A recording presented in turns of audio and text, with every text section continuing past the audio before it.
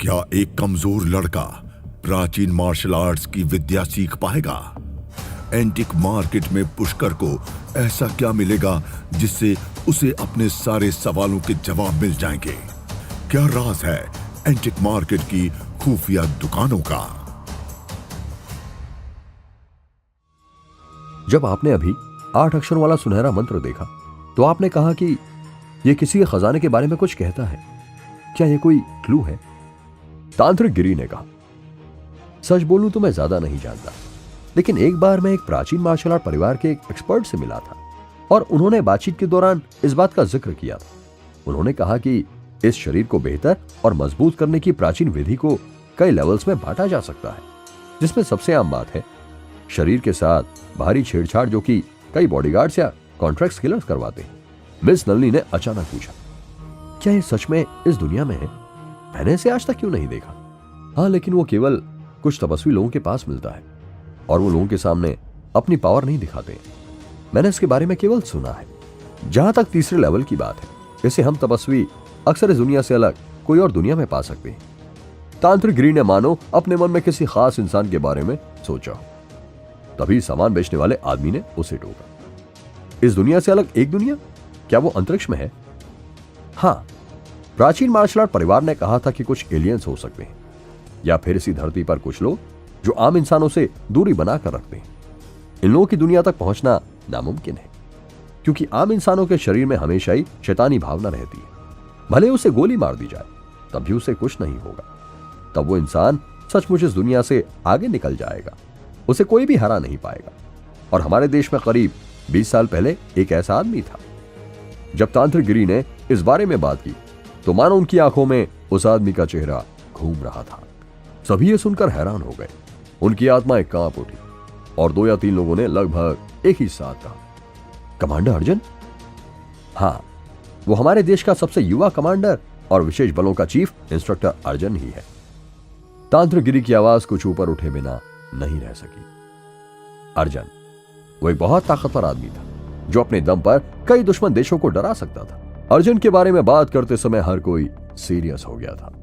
अर्जुन के बारे में सभी ने सुना हुआ था, इसलिए उन्होंने और जानने की कोशिश नहीं की और तुरंत पूछा, तांत्रिक गिरी, 8 अक्षर वाले मंत्र का क्या हुआ जो पुष्कर को मिला था? यह प्राचीन मार्शल आर्ट परिवार की चली आ रही कहानी है।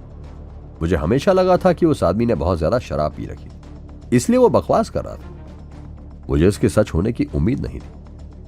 पुष्कर, अगर मुझे सही से याद है तो इसे पूरा करने के लिए केवल 2 सुनहरे शब्द और भी हैं। साथ में वो भी है, जब एक नाग जंगल में लड़ता है तो उसका खून काला और पीला होता है। जब एक दिग्गज जंगल में लड़ता है तो उसका रास्ता समाप्त हो जाता है। नाग को पछतावा है और ये लंबे समय तक नहीं रह सकता। अगर आप इन सभी शब्दों को इकट्ठा कर पाए तो सम्राट का जादुई शरीर तैयार हो जाएगा। तांत्रिक गिरी ने तुरंत बधाई देने के लिए हाथ उठाया। अभी पुष्कर को इस स्वर्ण मंत्र के बारे में ज्यादा जानकारी नहीं है। उसे इसके बारे में पूछने के लिए एक प्राचीन मार्शल आर्ट परिवार ढूंढना होगा। रात के खाने के बाद पुष्कर फिर से सबको नहीं मिलना चाहता था। वो इस समय कुछ जरूरी सामान भी खरीदना चाहता था। हर कोई उसके साथ जाना चाहता था, लेकिन पुष्कर ने इनकार कर दिया। केवल मिस नलिनी ने मुस्कुराते हुए कहा, डियर गेस्ट, आप बहुत थके होंगे, आप जाकर आराम करो। पुष्कर जी को जो सामान चाहिए मैं उस जगह को अच्छी तरह जानती हूं। अगर उनको ऐतराज ना हो तो मैं उनको वहां लेकर जा सकती हूं। प्रभाकर बहुत अमीर थे, इसलिए उन्होंने सीधे पुष्कर के लिए एक हेलीकॉप्टर बुलाया और फिर चुपचाप बाकी सब लोगों को लेकर चले गए। पुष्कर ने सोचा कि वो आया तो नाव और कार से, लेकिन अब वो जा रहा है तो एक हेलीकॉप्टर उसका इंतजार कर रहा था। जब तक आप में कुछ करने की क्षमता है, सब कुछ आपके हिसाब होगा। एंटीक स्ट्रीट में पुष्कर ने बहुत सारी काम की चीजें खरीदी और कुछ आयुर्वेदिक दवाइयों की दुकानों के भी चक्कर लगाए। दवा की दुकान से निकलने के बाद उनके पास सामान से भरे कई बैग्स हो गए, जो कि पीछे चल रहे 2 लोग अपने सिर पर लाद कर चल रहे थे। ये देखकर कि 12 बज चुके हैं, मिस नलिनी ने फिर से कहा, पुष्कर, यह एक सड़क है जहां कुछ लोग इलीगल तरीके से सामान बेचते हैं। वहां कई अजीब चीजें मिलती हैं। वो एक हफ्ते में सिर्फ एक बार 2 घंटे के लिए ये सामान बेचते हैं। अगर आपको इंटरेस्ट हो तो हम वहां भी जा सकते हैं। अब जब तुमने उसका जिक्र कर ही दिया है तो आओ चलें और देखिए। पुष्कर को मैजिक वेपन्स को बेहतर करने के लिए कुछ चीजें मिलने की भी उम्मीद थी। उसने दवा की दुकान से बहुत सारी महंगी दवा खरीदकर कई लाख खर्च कर दिए, लेकिन उसके पास अभी तक एक अच्छा एल्केमी फर्नेस नहीं था। मुझे उम्मीद है इस बार मुझे एक अच्छी एल्केमी फर्नेस मिल जाएगी। पुष्कर मिस नलनी और सामान ढोरे दो लोगों को लेकर अंदर गया। उन्हें दरवाजे पर एक बहुत मोटा आदमी मिला। वो कुर्सी पर बैठा था, कद्दू के बीज खाते हुए अपने पैर खोरच रहा था। उसकी आंखें टीवी स्क्रीन पर टिकी हुई थी। वो उसे एक्साइटमेंट से देख रहा था, इसलिए उसे पुष्कर और बाकी लोगों के आने की बिल्कुल भी भनक नहीं लगी। नमस्ते नमस्ते, आपका स्वागत है जी। मैं इस स्टोर का मालिक हूं, मेरा नाम जिग्नेश है।